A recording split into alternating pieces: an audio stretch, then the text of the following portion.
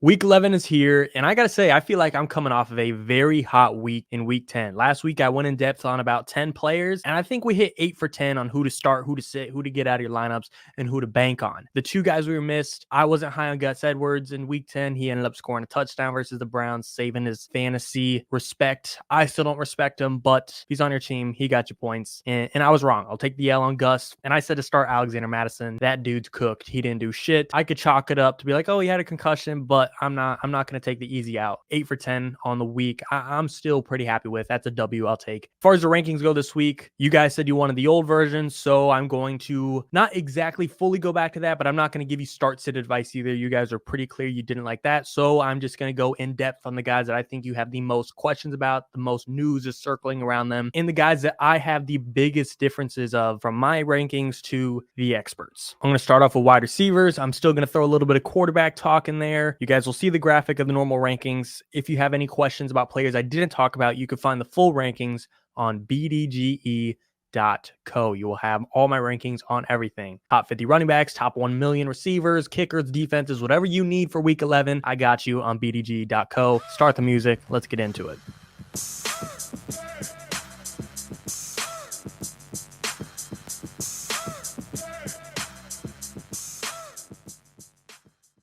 We're going wide receivers first today, and I might be talking about some obvious ones, but I thought they were obvious, but the experts apparently not. DJ Moore deserves some love. He deserves to be in that wide receiver 1 range. The experts, they're giving him some tax and having him around wide receiver 20. I have him as a top 12 wide receiver again. Justin Fields will be back, and the splits could not explain more how much better DJ Moore is with Fields. Bagent was getting him by. He was doing okay. He was getting you 5 for 50 to where you're not benching him, but he wasn't giving you the first 5 weeks of the season, DJ Moore either. Fields is back in town. DJ Moore still the wide receiver 9 on the season, averaging 13 fantasy points per game, and now he gets to face the Lions, who is a rough matchup for the Bears as far as winning goes, but as far as DJ Moore's potential goes, Lions give up the 10th most fantasy points to wide receivers. I like it. I don't really see why the experts are giving him tax. Justin Fields almost played last week on a short week. Now he's got the long week to recover. I'm no doctor. I'm going off vibes as I usually do. I think he's be fine. I'm not too worried about the injury affected him. DJ Moore's going to cook. One dude that's not going to cook, though, and I'm about to diss, is DeAndre Hopkins. Look, I like D-Hop. You'll see on the rankings. I still respect him. Still think you start him in your lineups, no doubt about it. But the experts have him as a fringe wide receiver 1. That's like, come on. D-Hop and Will Levis popped onto the scene 3 weeks ago, and they took off. Since then, D-Hop really hasn't done shit. Outside of his 3 touchdown, 30-point game in the debut, he hasn't gotten more than 10 fantasy points if we're talking half PPR. And during that whole time with Levis, it's not like he's getting a buttload of receiving volume. The targets are there here and there. But as far as reception goes, D-Hop and Levis hasn't had a single game with more than 4 catches. If you're only getting 4 catches a game, you're extremely touchdown reliant. I still believe in him. However, I ain't believing him to be a fringe wide receiver 1 like the rankings got him or the experts got him. Jags are a favorable matchup. If you watched last week's videos, kind of shitting on them because I figured Debo was going to put up some numbers. I didn't expect them to get the rushing touchdown, but you know what I mean. It's a favorable matchup. However, Jags just got their ass kicked. They might be on a bounce back. They might be pretty hungry. I don't know. You could read into the narrative a little bit, but as far as the numbers go, back to the main point. Outside of the debut, Yup hasn't had more than 10 points. That's hard to argue with. Another big hit name is Davante Adams. It feels weird me like shitting on these guys when they're absolute must starts no matter what. Okay. No matter what. However, Davante Adams is kind of like a sell high for me if you're looking for some trade insight, and that's the issue. He's seen as a sell high. And it seems like Davante Adams bounced back with this 6 for 86 game. But if we're talking half PPR, the dude put up 11 fantasy points. Like, what are we victory lapping over? That's the most fantasy points he's had in the past month and a half. Like, don't believe, oh, Davante's back. No. The Raiders are still a bad team. I like the vibes around there. I like the energy. I'm glad they got rid of McDaniels. But this is still Aiden O'Connell we need to rely on. And don't do that thing where you talk yourself into it, okay? Aiden O'Connell is not the guy. Is he fun to watch? Is this Raiders team fun to watch? Yes. Is there a much larger spark than it was 2 weeks ago with the old coach? Yes. But again, we are just reaching and hoping, and it's not there. Miami's a tough matchup. Don't talk yourself into, oh, the Raiders are going to need to pass the ball if they want to try and compete in Miami. Yeah, that's the issue.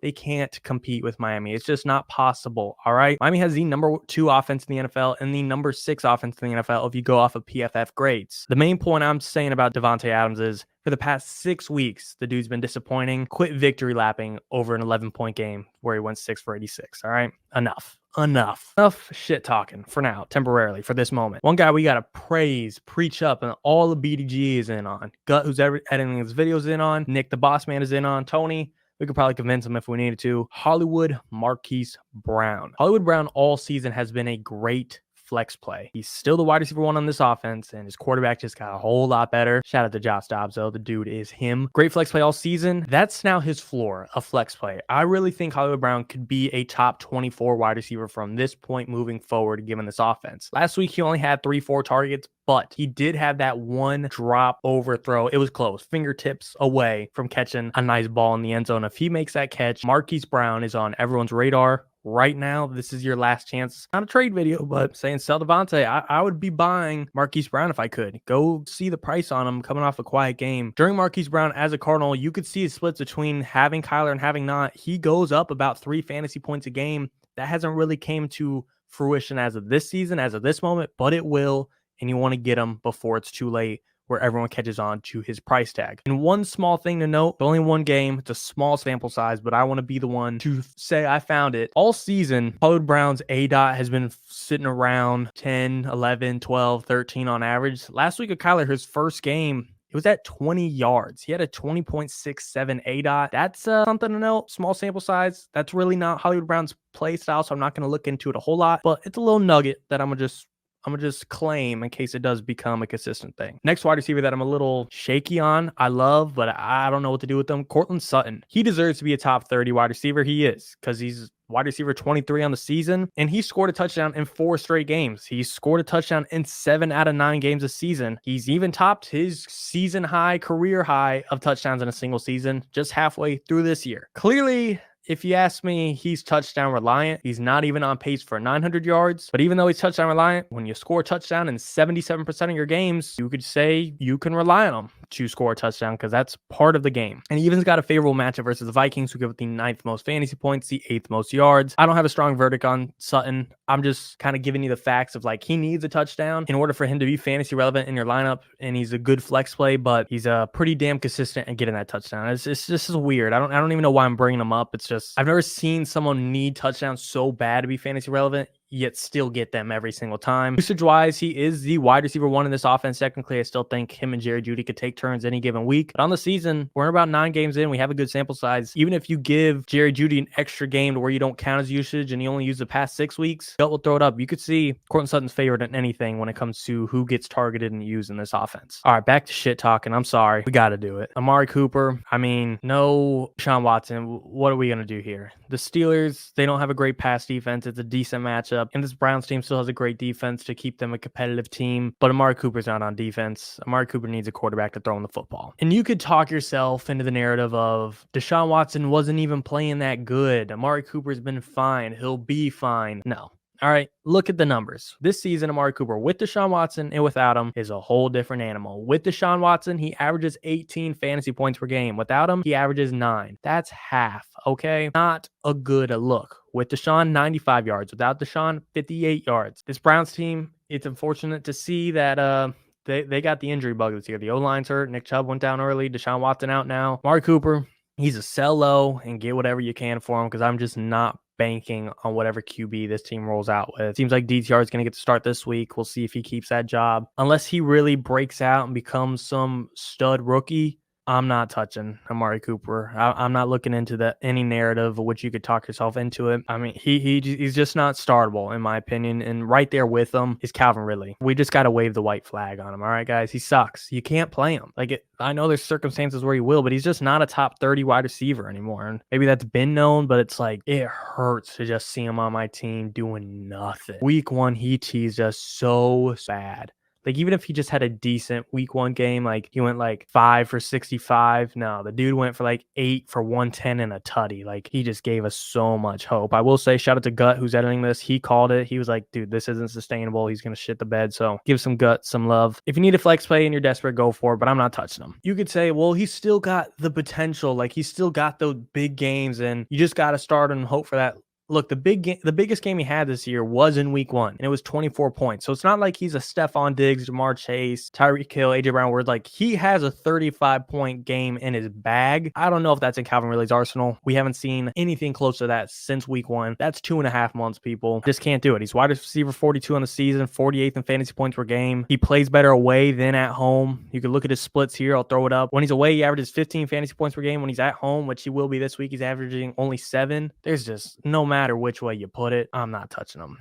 And just to play into that, I said I'd talk about some quarterbacks. I think Trevor Lawrence is the same way. I'm a T-Law believer.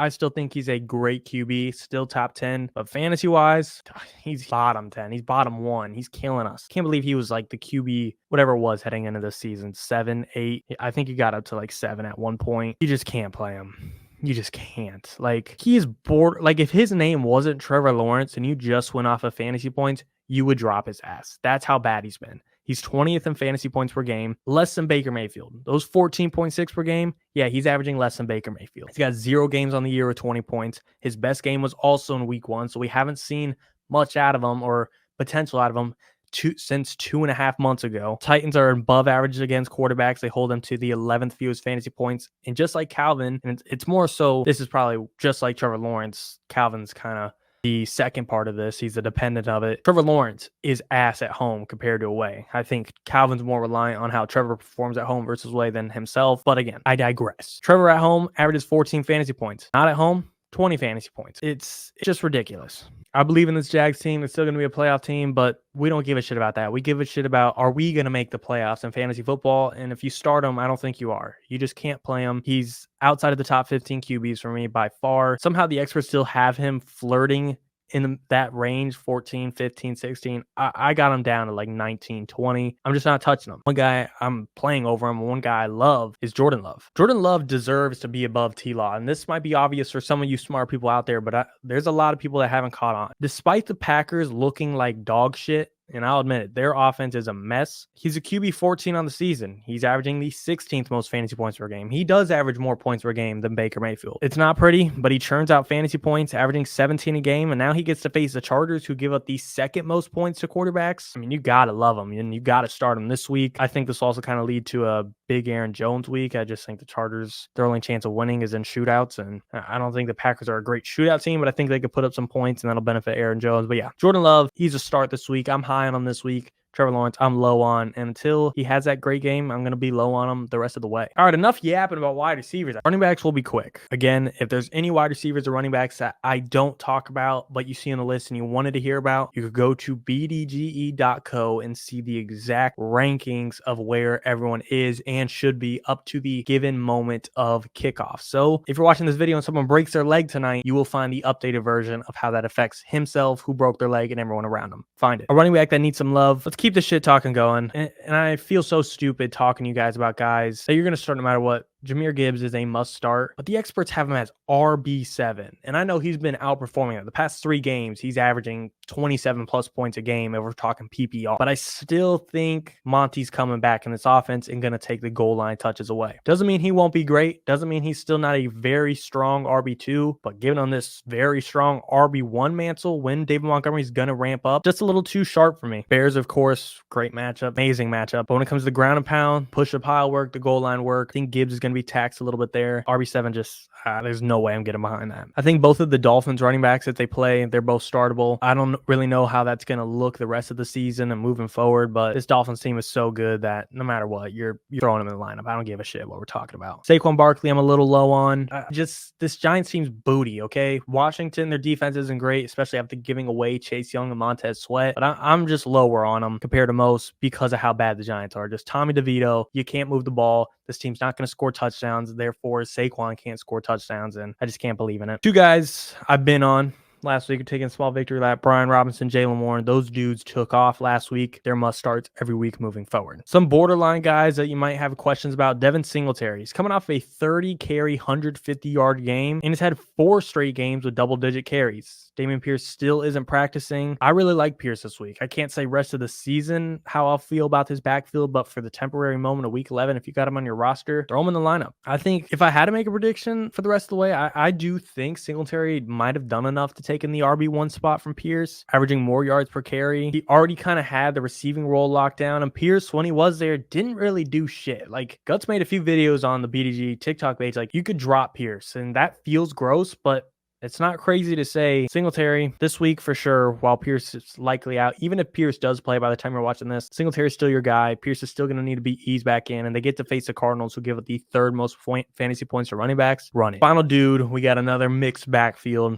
I was in on Alexander Mattison last week, and he's still in concussion protocols as I'm making this video. I'm still not stepping away from the Vikings running back. I believe in this Vikings offense with Josh Dobbs at the helm. This team can cook. Ty Chandler last week out-carried Mattison 15 carries to 8, and he got a rushing touchdown at the goal line. It might not be the craziest thing, but it's pretty crazy given the fact that Alexander Mattison doesn't have a single one of those in the past 8 other games this season. So shout out to Ty Chandler earning a little bit of trust, at least the goal line trust for this Vikings team. That's more than Mattison at this point. I even think if you're in a deep like 14-man league and you start 3 wide receivers and you still got a flex spot with 2 running backs, Chandler I think is startable even if Mattison does get out of protocol. But if he doesn't and he stays off and Chandler's the guy this week, I think he's definitely a strong RB2 and very startable back for everyone and anyone given, basic league rules. If you're in a 6-man league out there, piss off. End the video by now. Ty Chandler doesn't need to be touching your lineup. And last thing about him, Broncos give up the most fantasy points to running backs.